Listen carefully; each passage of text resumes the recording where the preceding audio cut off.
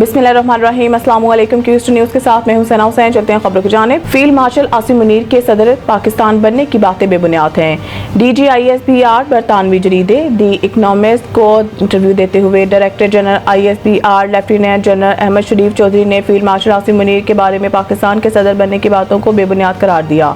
पाकिस्तान की जानिब से भारतीय फौजी कार्रवाई पर रद्द-ए-अमल से मुतालिक सवाल पर DGISPR का कहना था कि हम इस बार भारत के मशरिक से आगाज करेंगे। आगाज भारत के अंदर गहराई से हमला करने से होगा। लेफ्टिनेंट जनरल अहमद शरीफ चौधरी का कहना था कि भारत को समझने की जरूरत है कि वो भी हर जगह मारे जा सकते हैं। ख्याल रहे कि कुछ अर्सा कबल वज़ीर दाखिला मोहसिन नकवी ने सोशल मीडिया पर एक बयान में कहा था कि सदर, वज़ीर आज़म और आर्मी चीफ को निशाना बनाने वाले मुहिम के पीछे कौन है हम जानते हैं, ये भी जानते हैं ऐसा क्यों किया जा रहा है और इसका फायदा किसे पहुंचेगा। उन्होंने कहा है कि ना तो सदर के इस्तीफे की कोई बात हुई और ना ही ऐसी कोई सोच मौजूद है, ना ऐसी कोई बात है कि आर्मी चीफ सदारत का मनसब संभालने के ख्वाहिशमंद है। दूसरी जानिब पीपल्स पार्टी पार्लियामेंटेरियन के सेक्रेटरी जनरल नईर बुखारी ने भी सदर जरदारी के खिलाफ क़यासराइयों की तरदीद करते हुए कहा था कि सदर आसिफ जरदारी इस मुल्क के मुंतखब सदर हैं। इनके खिलाफ क़यासराइयों में कोई हकीकत नहीं। क़यासराइयां करने वालों को आइन और कानून की समझ ही नहीं है। आधी से ज्यादा ब्यूरोक्रेसी पुर्तगाल में प्रॉपर्टी ले चुकी और शोहरत लेने की तैयारी कर रही है। ख्वाजा आसिफ वजीर दफा ख्वाजा आसिफ ने इंकशाफ किया है कि वतन अजीज की आधी से ज्यादा ब्यूरोक्रेसी पुर्तगाल में प्रॉपर्टी ले चुकी है और अब पुर्तगाल की शोहरत लेने की तैयारी कर रही है। ख्वाजा आसिफ ने एक्स पर बयान जारी करते हुए कहा है कि पुर्तगाल में प्रॉपर्टी लेने वाले और शोहरत की तैयारी करने वाले नामी ग्रामी ब्यूरोक्रेट्स हैं। वजीर दफा ने ख्वाजा आसिफ कहा, मगरमच्छ अरबों रुपए खा के आराम से रिटायरमेंट की जिंदगी गुजार रहे हैं। बाजार का एक करीब तरीन ब्यूरोक्रेट 4 अरब रुपए बेटियों की शादी पर सिर्फ सलामी वसूल कर चुका है। ख्वाजा आसिफ का कहना था कि सियासतदान तो इनका बच्चा कुचा खाते और चवले मारते हैं। सियासतदानों का ना प्लाट ना गैर मुल्की शोहरत, क्योंकि इलेक्शन लड़ना होता है। वजीर दिफा ने मजीद कहा है कि पाक सरजमीन को ये ब्यूरोक्रेसी नापाक कर रही है।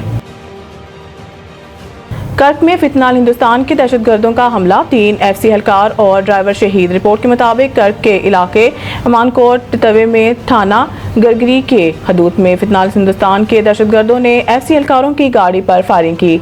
FC एहलकार फील्ड सिक्योरिटी के ड्यूटी पर मामूर थे और गाड़ी में सवार होकर रवाना थे कि पहाड़ की चोटी पर पहले से घात लगाए मुसल्लह अफराद ने अचानक हमला कर दिया। शदीद फायरिंग के नतीजा में 4 एहलकार मौके पर ही शहीद हो गए। वाक़े के फौरन बाद सिक्योरिटी फोर्सेज और पुलिस ने इलाके को घेरे में ले लिया और हमलावरों की तलाश के लिए पहाड़ी इलाकों में सर्च ऑपरेशन जारी है। वफाकी वज़ीर दाखिला मोहसिन नकवी ने कर्क में FC एहलकारों की गाड़ी पर फितनाल हिंदुस्तान के दहशतगर्दों के हमले की मजम्मत की और जाम शहादत नोश करने वाले 3 एहलकारों और ड्राइवर को खराज अकीदत पेश किया। मोहसिन नकवी ने कहा है कि लांस नायक महमूद शाह, सिपाही शाहिद, सिपाही रऊफ और ड्राइवर शाहपुर ने शहादत का बुलंद रुतबा पाया। शोहदा के लवाहिकीन से दिली हमदर्दी और ताज़ियत का इजहार करते हैं। वज़ीर दाखिला ने कहा है कि शहीद होने वाले एहलकारों की अजीम कुर्बानी को सलाम पेश करते हैं। शोहदा की कुर्बानियां दहशतगर्दों के खिलाफ जंग में हमारे अज़म को मजीद मजबूत करती हैं। शोहदा के लवाहिकीन के दुख में बराबर के शरीक हैं और सोगवार खानदानों के साथ खड़े हैं। रुकन पार्लियामेंट को मुजरिमाना सजा हो जाने पर स्पीकर या चेयरमैन सेनेट के हवालों की जरूरत नहीं।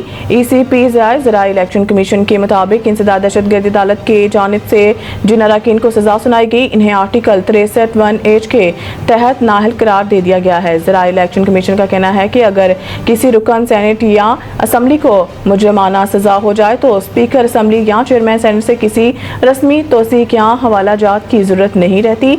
आर्टिकल 63(1) की शक और H के इतलाक की सूरत में इलेक्शन कमीशन के लिए मुजरिम रुकन की नाअहली एक नागजीर कानूनी अमर बन जाता है।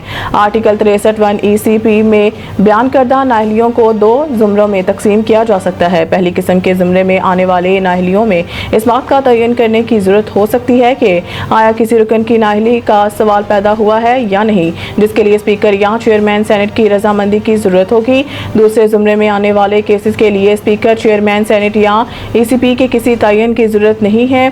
ज़राई ने कहा है कि मुतल्लिका अरकान को इंसदाद दहशतगर्दी अदालत की जानिब से कसूरवार ठहराया गया है, इसलिए न सिर्फ आइन की शक 63 बल्कि इलेक्शन एक्ट 2017 की सेक्शन 232 भी कमीशन को पाबंद करती है कि वो ऐसे अफराद को इंतखाबी अमल के लिए नाअहल करार दे। मज़ीद न्यूज़ अपडेट के लिए देखते रहें क्यूस्ट न्यूज़।